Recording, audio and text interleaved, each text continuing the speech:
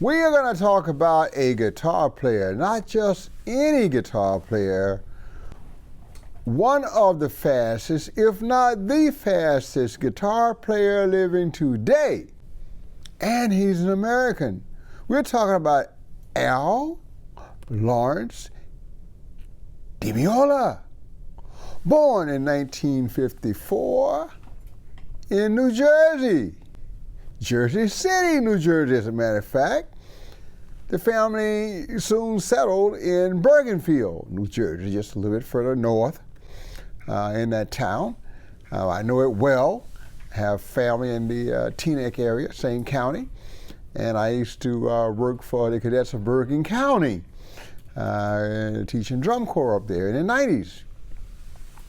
Al went to Bergenfield High School, which I also know very well, because we occasionally use the football field at Bergenfield High School for our outdoor marching rehearsals.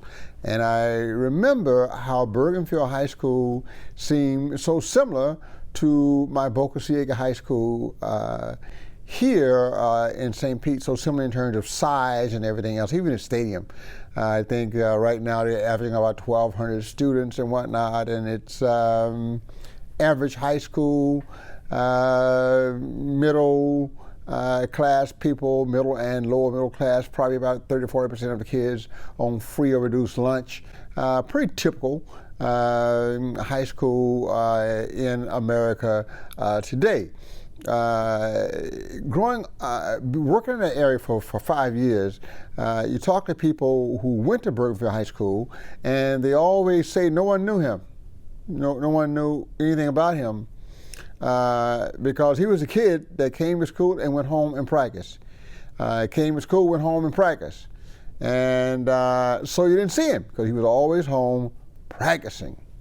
Upon graduation, he did head up to the Berklee School of Music in Boston, and he stayed there for a little while.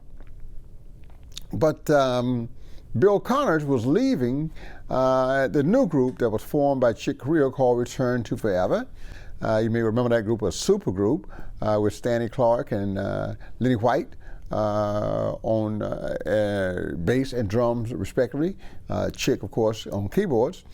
And so a 19-year-old Al de Meola arrives and replaces Bill Connors, and next thing you know, you have one of the first super groups of the fusion era in the early to the middle 70s.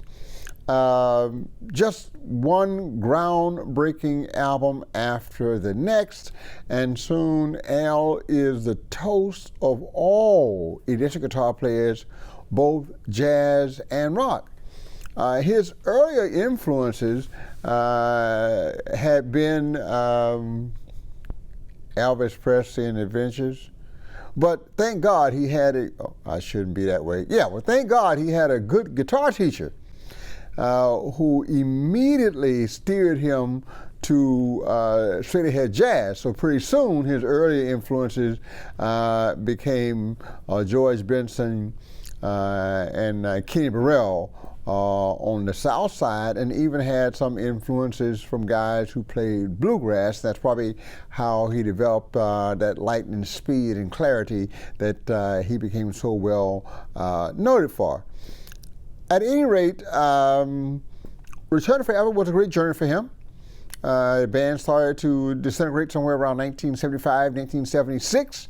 By that time, Al is starting to make his own journey apart from Return to Forever with solo albums starting somewhere around 77, and this only expanded his audience of electric guitar players, both, as I said, in jazz and rock.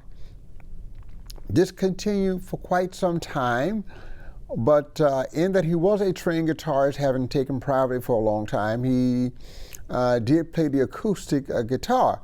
That probably was because his parents did not want to hear that loud electric guitar all the time around the house. So he was a great acoustic guitarist as well. And because of his love of flamenco and Latin music. Because of his Italian heritage, he started exploring Latin music and music in the Mediterranean cultures, and pretty soon the electric guitar is put pretty much to the side, and the acoustic guitar becomes his instrument of choice. One great album that I'm sure most guitar players have, Friday Night in San Francisco, all acoustic, featuring the great John McLaughlin, who I talked about just recently, another great electric guitar player, and Paco de Lucia on acoustic guitars, recorded in San Francisco on Friday night, I think somewhere around 1980. That became one of the most popular albums for acoustic guitar, and the concert itself has been compared to Benny Goodman's premiere concert at Carnegie Hall. So this was a major event for guitarists, and most especially for people who had grown up loving the electric guitar and distortion and the pyrotechnics and all that stuff, and then to find two of their greatest and most electrified guitarists, McLaughlin and Meola, recording this wonderful album on acoustic. Studying Indian and Middle Eastern music, he soon developed a love for rhythm, party rhythms, mixed meters, and that kind of thing. And so he started developing groups that would feature those aspects of his musical understanding and abilities as well. It is in this period of time that one of my good friends, Mr. Gamaliel Ortiz, is discovered right here in St. Petersburg, folks, by Al Di Meola, and becomes a part and a fixture with Al Di Meola for well over 20 years, right up to the present time, serving to, how shall we say, add some salsa to all that rhythm. They add a little hot sauce, a little caliente, you know, as Goombie is so good at doing all over the world, as a matter of fact. This, I can't call it a trend. These explorations continued to this very day, and somewhere around 2006, he started gravitating more toward the electric guitar again, and the recordings of that period are quite, how should I say this, bombastic in terms of rhythm, in terms of harmonics, in terms of melodics, in terms of pyrotechnics, all of it, because everything that Al had learned, developed, cultivated over all of those years, some 30 years since he had launched his solo career, were embedded in that work on the electric guitar, starting somewhere around 2006.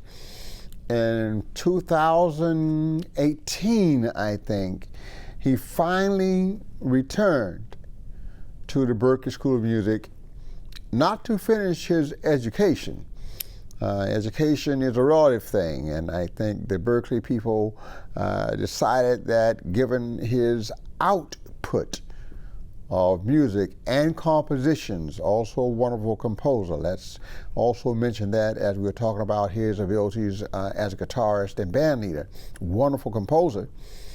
Berklee decided that Al had already earned his degree.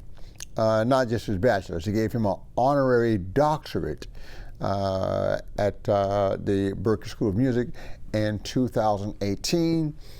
Al continues to do what he has always done, astonish people the world over as one of the most influential musicians and certainly most influential guitarists of all time. And although he is not touring as much as he used to, he is still packing houses all over the world and making people happy and excited and making guitar players drop their heads and go home and practice or just quit. But most of them, thank God, they have years and years of recordings that they can sit and listen to, and if they're brave enough, they can kind of sit there and transcribe along with it and see if they can't catch one or two of those licks that fly back past your ears at warp speed. Al de Meola, New Jersey guy. Jersey City, Bergenfield, and then the whole world became his stage. Thank you.